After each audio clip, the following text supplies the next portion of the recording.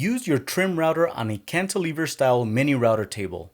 In this video, I'll show you how easy it is to mount your trim router to any of our router mounts, also known as insert plates, and easily mount your setup to your workbench.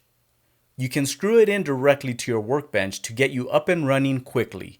I'll show you several ways to mount it, but you can definitely get creative with your setup.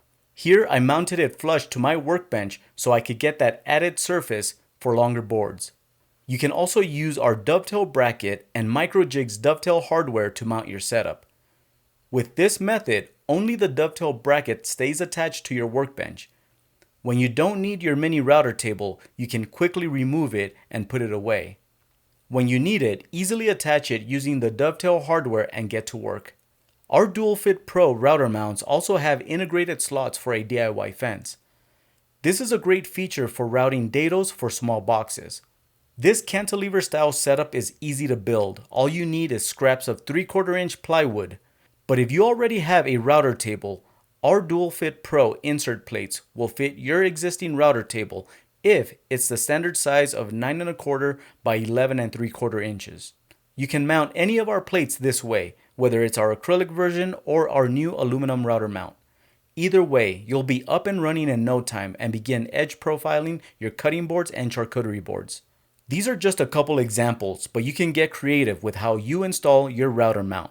So let's get started. First, cut a few strips of 3/4 inch plywood 3 inches wide.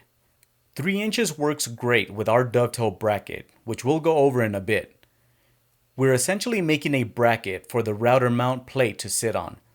Screw in your side pieces, but make sure they're flush. You don't want them to be uneven or have a gap.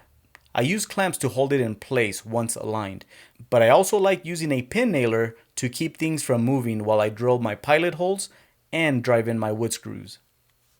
The quickest way to mount your plate and setup is to leave about a 1 inch overhang while you attach your plate. As a side note, use a handheld screwdriver to attach the acrylic. An impact driver can crack it. Now use the overhang and clamps to hold it in place while you drill your pilot holes and drive in your wood screws. I only used 4 wood screws, but you can add a couple more in the center to add some strength. The overhang also provides added strength by driving some screws in as well. Now you can mount your trim router to your plate and begin using your mini router table. This plate falls under our Trim Fit Pro series, which means you can only mount your trim router. Here's another way to mount your plate. Rather than having an overhang, you can mount it flush to the back of the plywood bracket. Use some sort of straight edge to use as an overhang for alignment and clamping purposes. I'm using some playing cards just to raise it slightly so my wood pieces don't get caught on the edge. Now drill pilot holes and drive in some wood screws just like the first method. I couldn't find my longer drill bit attachment, so I removed the clamps and ultimately removed the plate to drill the other screws. I wanted to get a little closer to the top and the plate was just in the way.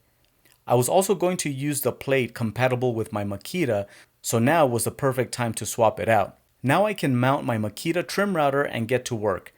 Since I mounted my setup flush with my workbench, I have that extra surface area to support longer boards.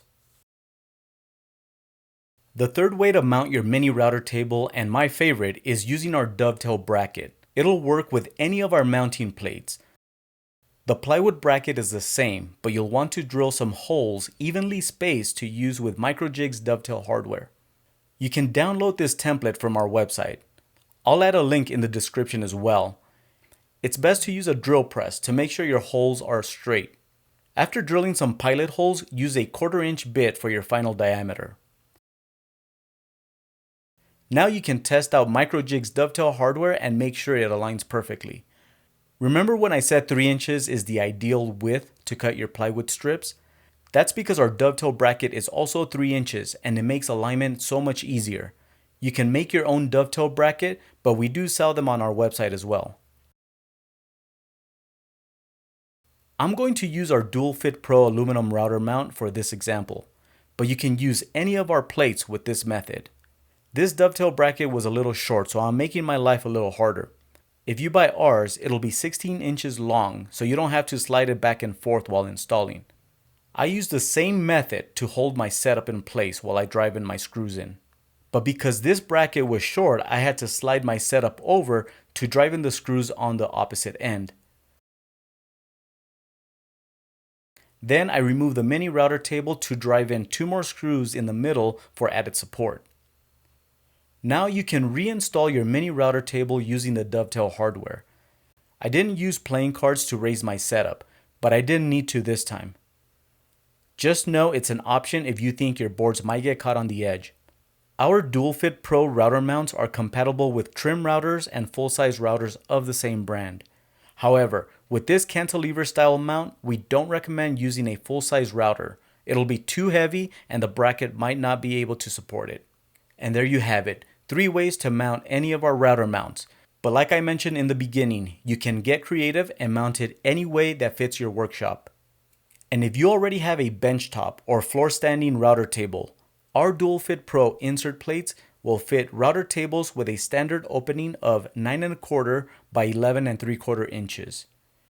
If you have any questions, leave them in the comments, chat with us on our website, or send us an email. We're more than happy to help. Thank you for watching, and we'll catch you on the next one.